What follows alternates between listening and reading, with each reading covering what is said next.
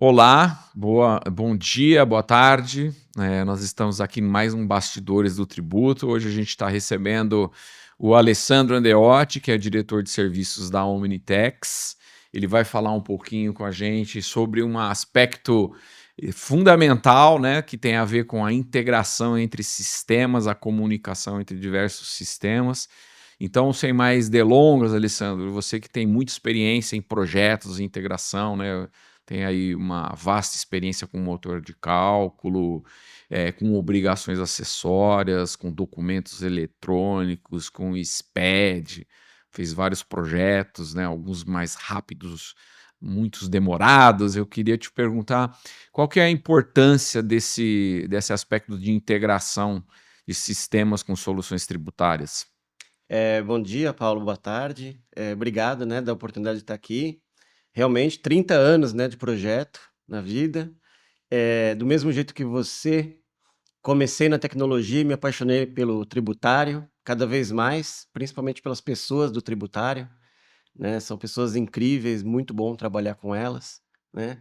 E realmente muitos projetos, né? E falando especificamente de documentos fiscais, praticamente 8 anos, 580 projetos já, sendo grande parte deles em RPs aí de porte, tá? Então a gente sempre escutou a mesma história, né? Como integrar, como conectar, tá? Mas o mundo, Paulo, ele está mudando muito, tá? De uns anos para cá, a gente começou a ouvir uma palavrinha mágica. Começou na SAP, a gente escuta na Oracle também, e a palavra mágica é Clean Core, tá? Ninguém quer mexer dentro do RP, nem mesmo os fabricantes de RP, né? Eles perceberam que a complexidade tributária no Brasil, ela vai além de qualquer velocidade de desenvolvimento deles, vai além de qualquer facilidade de fazer as evoluções devidas, né? Então, quando a gente pega o conceito Clean Core, que é um RP limpo, né, sem customizações, sem as famosas tabelas Z, né, a gente percebe que a integração com uma API externa, no caso um motor de cálculo, é fundamental. A gente vai ver em 2026 o boom, eu diria, dos atrasados. Já teve gente que em 2025 já estava preocupado com isso, né? Esse ano é o boom dos atrasados, porque em 2027 não vai ter mais chance, né? A gente vai ter 2 sistemas tributários trabalhando em conjunto, o antigo, o novo, uma sobrecarga enorme na área fiscal, na área tributária. Se a gente depender de atualizações do RP para isso acontecer, tá, todo mundo vai ter muitas dificuldades, TI, tributário, entre outros, né? No Fórum Carioca, que a gente participou essa semana, a gente escutou muito sobre comunicação, né? Pessoas, sistemas, tudo mais. Comunicação é a chave, tá? Quando a gente fala de integração, a gente está falando muito de facilidade, segurança, escalabilidade, tá? Então é muito interessante quando a gente fala de AI, quando a gente fala do pessoal, eu consigo construir isso rapidamente. A pergunta é, vai ter escalabilidade? Vai ser elástico? Se eu tiver uma Black Friday, se eu tiver uma Páscoa, meu sistema de cálculo ele vai estar preparado para um grande volume num determinado momento? Não basta ter uma boa ideia e construir, né? Tem que ter uma arquitetura robusta, tá? E a gente entra em outros pontos que são muito interessantes, como microserviços e tudo mais, dados mais técnicos, né? Eu te pergunto, né? O que você tem ouvido aí das pessoas sobre integração, né? No lado mais comercial da coisa. Puxa vida, mas era você o entrevistado, eu que vou ter que responder? Isso. Ah, então Quero tá. ouvir o lado de você.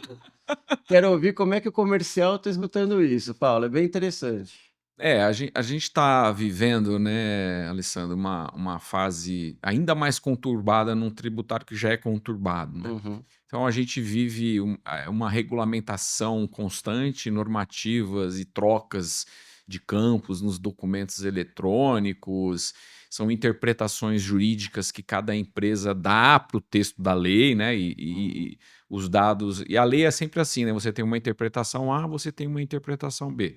E cabe ao diretor tributário decidir qual das interpretações representa a governança corporativa da empresa que ele trabalha. Uhum. Então, durante muitos anos se falou e se fala, e é fundamental o tal do planejamento tributário. O planejamento tributário nada mais é do que você entender o texto da lei de acordo com o seu DNA tributário da empresa. Isso, durante os últimos 38 anos, né, que foi a Constituição de 1988, foi sendo trabalhado e a gente tem o que tem hoje no tributário. Veio e vem a reforma tributária. A reforma tributária, ela sofreu uma série de alterações no Congresso e que provocaram uma simplificação que não ficou muito aquém do que era originalmente planejado. Então a gente continua tendo um sistema que vai ser muito melhor, porém as particularidades da reforma tributária e o período de transição de 7 anos vão fazer com que os próximos 7 anos, né, que é até 2033, com a morte do famigerado ICMS, vão ser anos muito complexos do ponto de vista tributário. Então a gente hoje no tributário vive gerir o atual, que consome 85% do tempo das equipes tributárias e dos sistemas tributários, ou seja, a gente não tem capacidade, não tem ociosidade, vamos dizer assim, em termos de indústria, não tem ociosidade nas equipes atuais. E a reforma, durante os próximos 7 anos, existe apenas uma certeza, que as mudanças serão ainda maiores, ainda mais relevantes. Vide os últimos meses, né, onde se alterou todos os campos de documentos eletrônicos por tentativa e erro, decisões dos ajustes de CNF, decisões normativas do ENCAT, documentos eletrônicos sendo implementados para operações onerosas que até hoje não tinham documentos eletrônicos, né?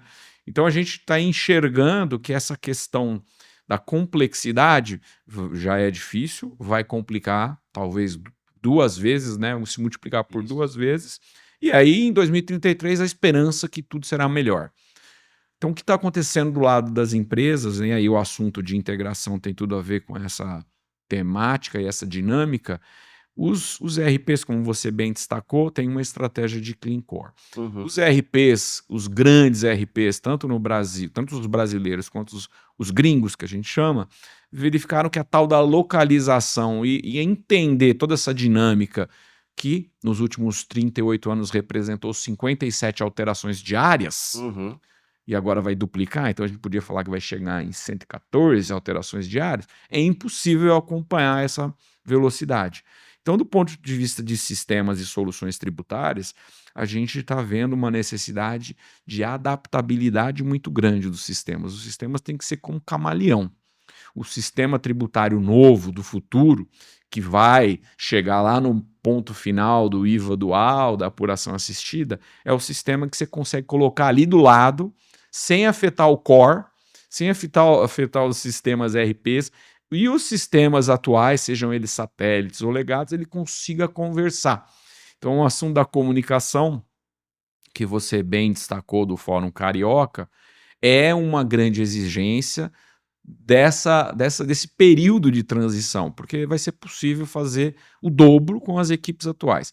Vai ser impossível duplicar o orçamento de TI e do tributário para se adequar. Então, os sistemas, né, que se adaptam a essa mecânica totalmente exponencializada, é importante esse aspecto da comunicação e como que eu não interfiro, não exijo que todos os sistemas sejam atualizados ou trocados. E aí surge essa grande tendência, que ela é validada tanto pela Receita Federal, pelo SERPRO, quanto pelo Comitê Gestor do IBS, que é a Procergs, que são as APIs. Então, Alessandro, eu queria te perguntar sobre isso, né? Você que está fazendo os projetos de integração nos nossos clientes, tanto o SAP Public Cloud, o SAP S/4HANA Private, o SAP Business One, o Oracle EBS, o Oracle Fusion, e a gente poderia citar qualquer outro sistema satélite. Sim.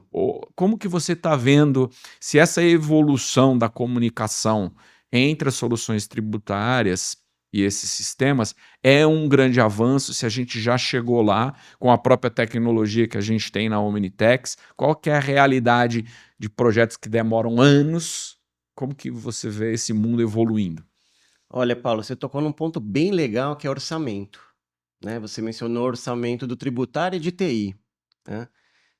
A gente tem visto ao longo dos anos uma dificuldade muito grande do tributário conseguir budget, conseguir orçamento dentro das empresas para adaptar TI, né? Eles acabam ficando sempre à margem de um budget que não é suficiente para se adequar à maluquice que a gente tem no Brasil em relativo à legislação, né?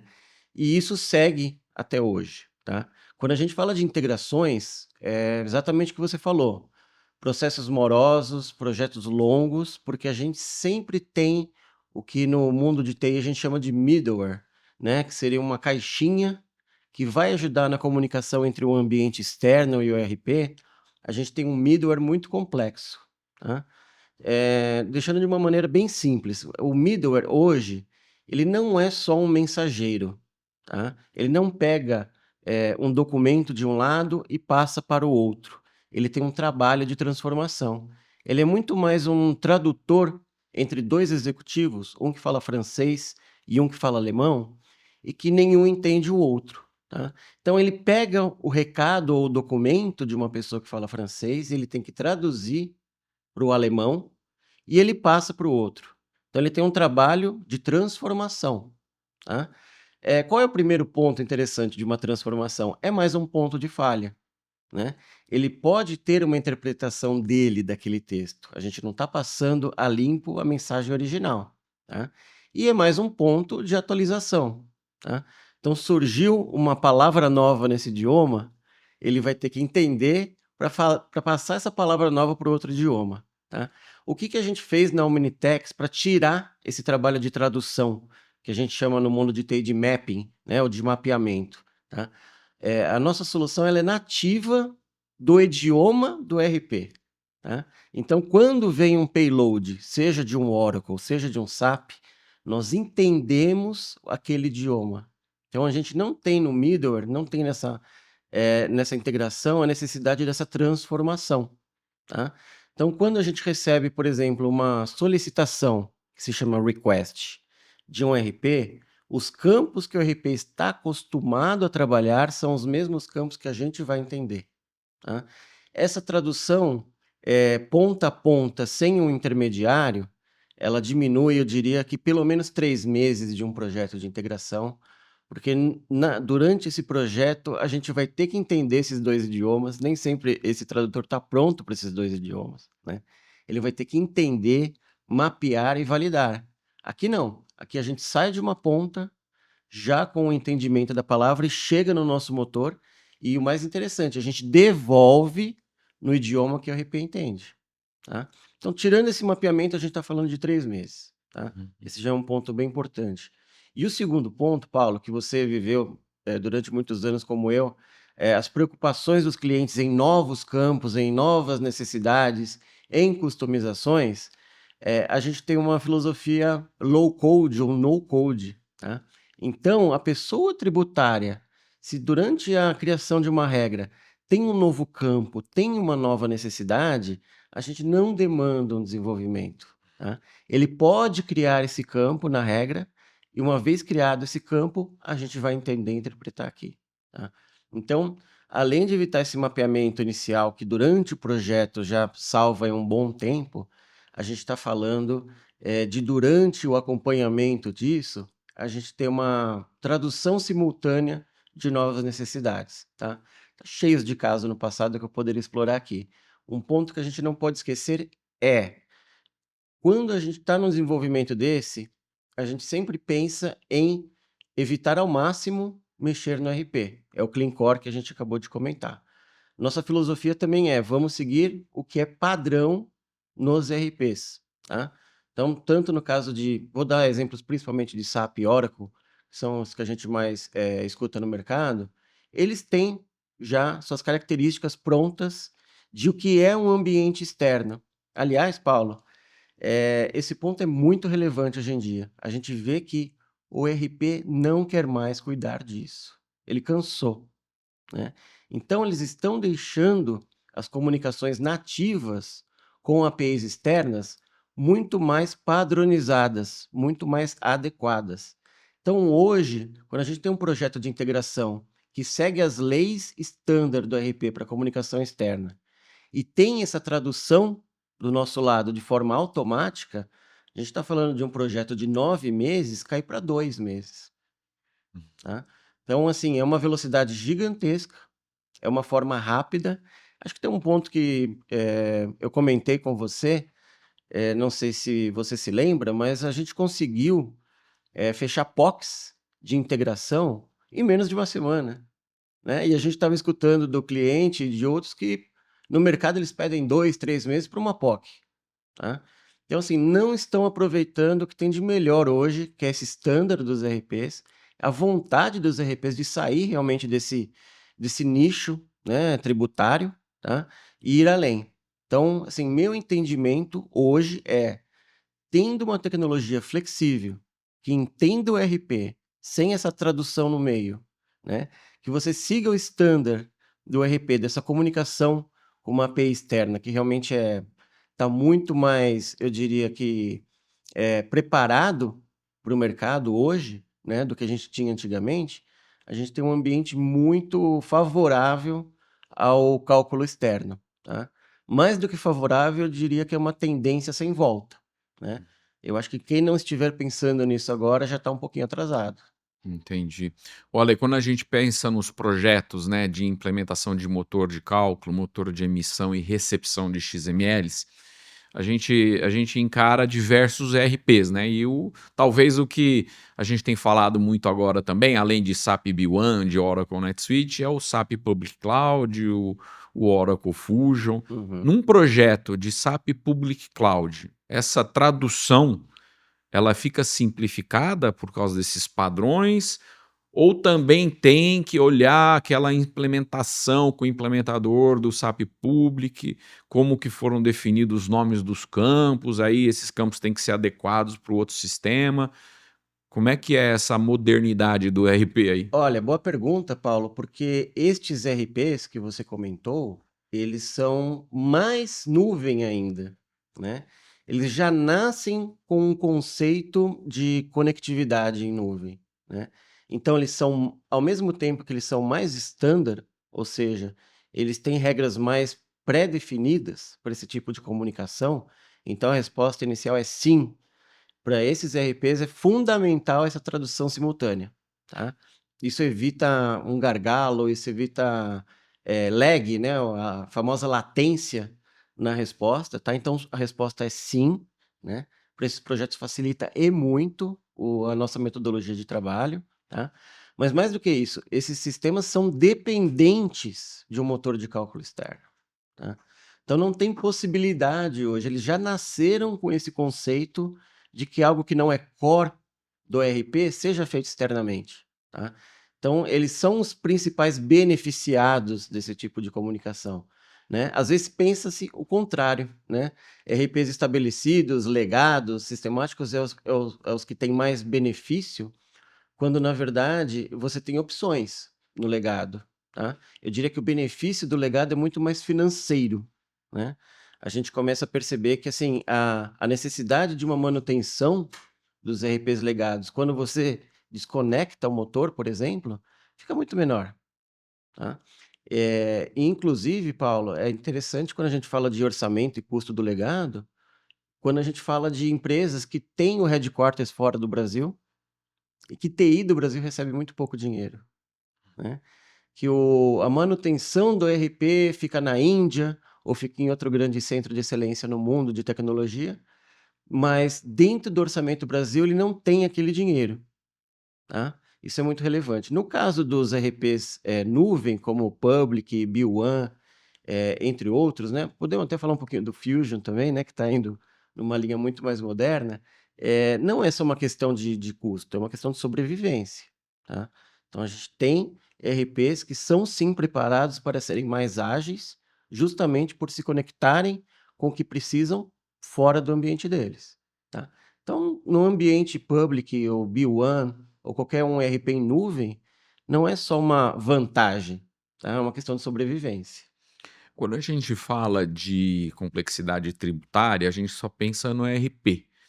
Mas uma realidade que a gente tem encontrado cada vez mais é que não é apenas o ERP que consome a variável tributária de qual é o cálculo correto, que não vai gerar uma fiscalização. A Uhum. gente tem vários sistemas legados dentro de uma empresa, Isso. tem o sistema satélite, o sistema de precificação, o sistema de PDV, o marketplace, a omnicanalidade. Como que esse motor funciona se ele é nuvem? Olha, Paulo, essa é uma pergunta E se ele se interessantíssima. conecta também, né? Sim, perfeitamente. Essa é uma pergunta interessantíssima. Sai um pouco da questão de integração e vai mais no sentido da Omnitex ser o segundo core, né? Se a gente tem o ERP como core das operações, o tributário também precisa de um core, também precisa de um centro, né? Um repositório único de informação, tá? Uma vez que você tem isso apartado do seu ERP, você facilita muito a conexão desse repositório, desse grande conteúdo de regras, mas mais do que um conteúdo, essa grande calculadora agnóstica, tá? Ser o seu coração tributário é super vantajoso, tá? Você pode ter o PDV, você pode ter um sistema legado de logística, você pode ter um sistema legado de contabilidade junto com o ERP, todos colhendo na mesma fonte a informação, tá? Então a gente deixa de ter aqueles silos individuais de conhecimento, e o que a gente vê muito em empresas gigantescas é isso, principalmente o ponto que você comentou de pricing, né, de criação de preço. A gente tem isso segregado de outras áreas, quase que um segundo tributário, né? A gente tem sistemas de logística que também estão apartados, então às vezes tem uma especialidade em CTE, em manifesto do destinatário, mas desconhecem às vezes algumas regras de substituição tributária, quando é um intercompany, até na decisão de qual seria o melhor entreposto para colocar o meu produto, se eu compro do fornecedor A ou do fornecedor B, considerando as vantagens legislativas e fiscais disso, são realmente silos apartados hoje. Quando você consolida isso numa nuvem, quando você consolida isso num centro único, né, num repositório único de informação com essa flexibilidade de conexão de APIs, né? Então, cada um conectando a sua maneira e, mais importante que isso, cada um falando a sua própria linguagem num ambiente seguro e escalável, que vai entender todas essas linguagens, mas cujo a informação principal é única, né? A gente brinca, né, de ser a fonte da verdade, e acho que é esse o real conceito. Você vai ter lá uma regra daquele produto, daquele serviço, que é única para toda a empresa, né? E todos esses sistemas legados que você comentou, se alimentando dessa mesma fonte, né? É óbvio que a palavra que a gente gosta aqui, né, de DNA tributário, é porque esse centro único vai carregar todas as características da empresa, né? Vai ser o DNA da empresa. E às vezes hoje a gente tem o DNA daquela área ou daquela área de uma forma mais segregada, mais feudal, tá? Então a resposta é sim, novamente, todos os RPs, todos os legados se beneficiam disso, né? A gente tem, ouvido nas conversas áreas aquém do tributário perguntando sobre isso. Então, a área de logística, a área de precificação são exemplos de áreas que estão buscando até nós. E a gente ouviu recentemente também a área contábil, a área que vai fazer os fechamentos das obrigações, é muito interessada nesse conjunto, porque às vezes eles buscam relatórios dentro do RP que nem sempre trazem o detalhe ou a forma como eles querem enxergar, né? Então a gente está vendo realmente assim esse ecossistema se criando em cima de um repositório único, né? E a palavra-chave para esse repositório único é conectividade. Ele tem que estar apto para entrar num determinado ambiente, né? Lembrando sempre de maneira segura, tá? E se conectando com os mais diversos sistemas e ERPs. Esse assunto de consolidação, repositório único, ele ganha uma importância ainda maior com a reforma tributária, né?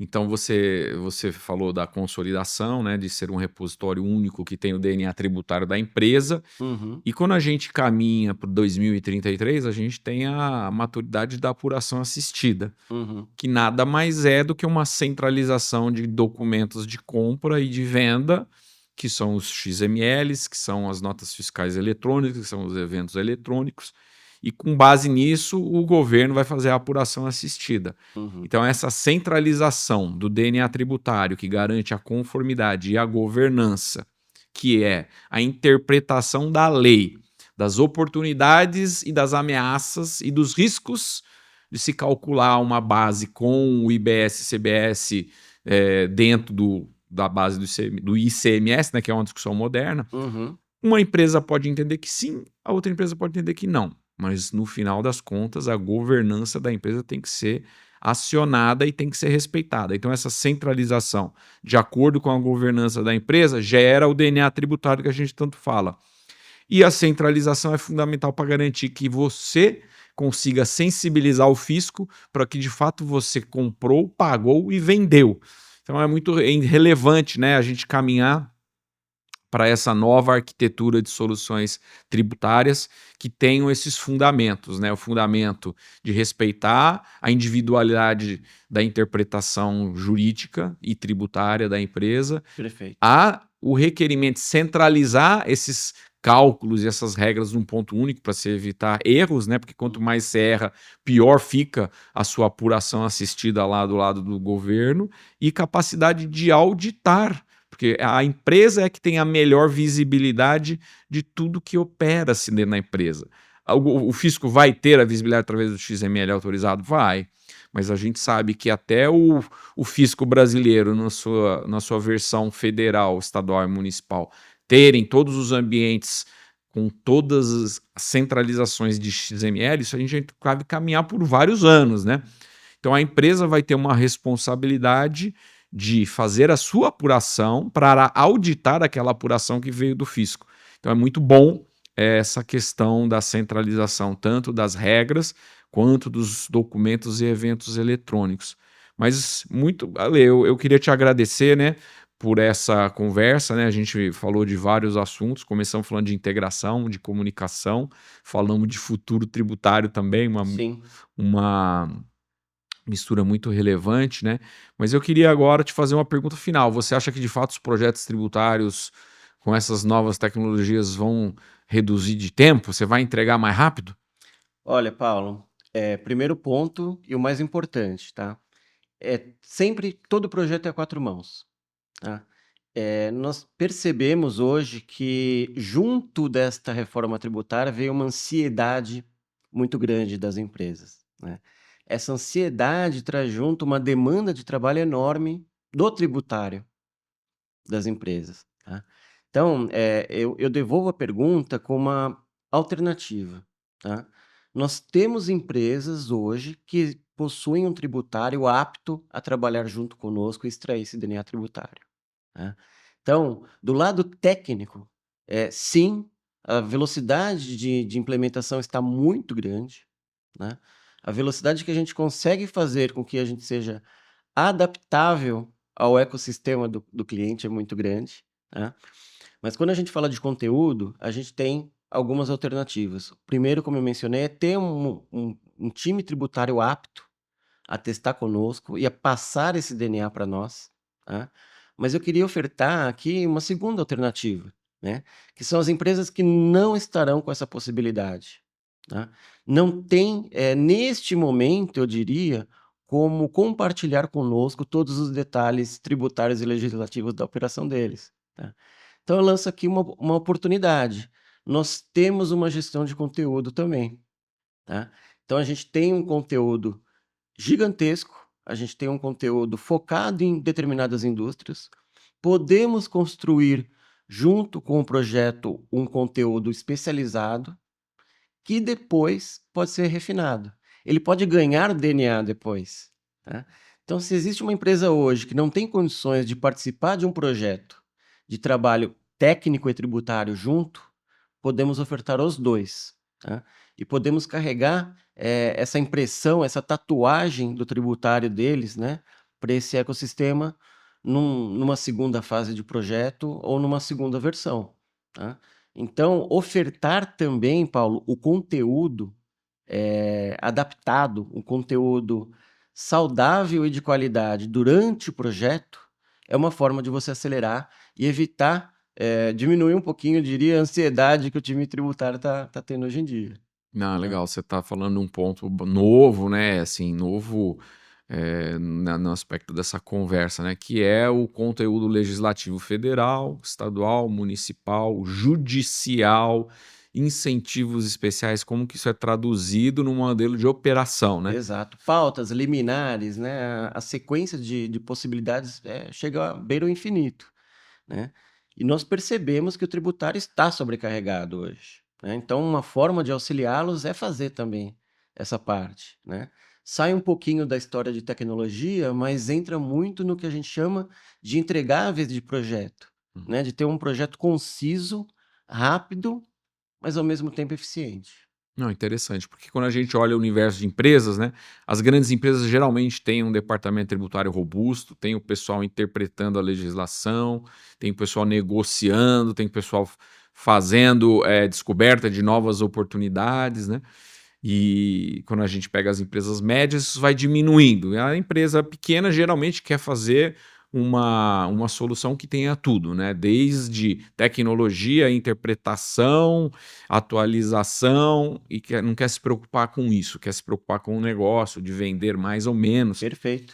E isso é uma coisa bastante interessante na plataforma. Nós nascemos varejo, nascemos alimentando operações de varejo, de omnicanalidade, e a gente tem que fazer essa manutenção para essas empresas, né?